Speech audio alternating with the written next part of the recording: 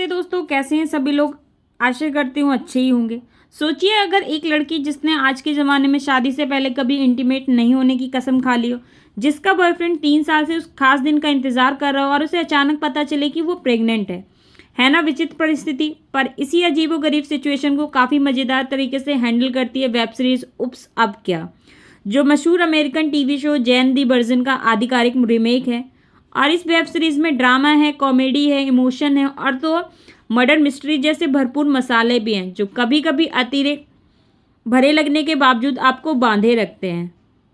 तो चलिए बताते हैं उप्स अब क्या की कहानी। ये कहानी है रूही की, जिसने अपनी नानी को वचन दिया कि वह शादी से पहले कभी फिजिकल रिलेशन नहीं बनाएगी। रूही का रोल यहाँ पे श्वेता वसु प्रसाद निभा रही हैं। उसका ओमकार जैसा ग्रीन फ्लैग बॉयफ्रेंड भी है। ओमकार का रोल यहाँ पर अभय महाजन निभा रहे हैं, जो कि 3 साल से अपने अरमानों को दबाकर रूही के इस वचन में उसका साथ दे रहा है। लेकिन तभी एक दिन पता चलता है कि रूही प्रेग्नेंट है।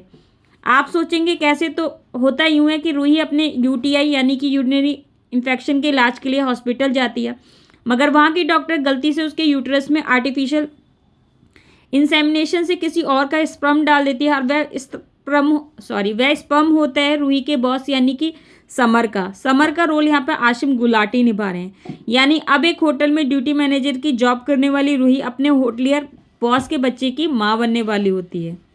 रूही का ये बॉस और उसकी पत्नी किसी भी तरीके से बच्चा चाहते हैं, क्योंकि वह कैंसर सर्वाइवर समर का आखिरी स्पर्म है। ऐसे में कुल मिलाकर सुप्रीत कुंदर, चिराग महाबल, आयशा नायर और देवांशी शाह की लिखी इस सीरीज़ में खूब सारा ड्रामा भी है।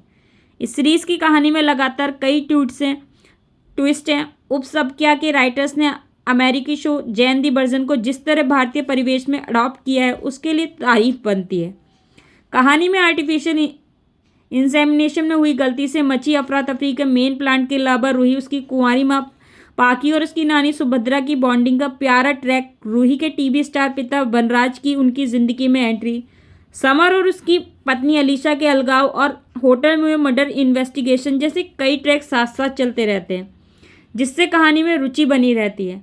हालांकि कभी कभी घटनाएं ज़्यादा ही मेलोड्रामा लगती हैं। रूही की कज़िन पीनल, समर का कज़िन लव जैसे कुछ ट्रैक गैर ज़रूरी लगते हैं। इसके बावजूद हर एपिसोड में कुछ ना कुछ मज़ेदार घटता है कि आप आगे देखते चले जाएं। डायरेक्टर देवांतम मंडल और प्रेम मिस्त्री ने कहानी के इन ढेर सारे ड्रामों को सही से संभाला है।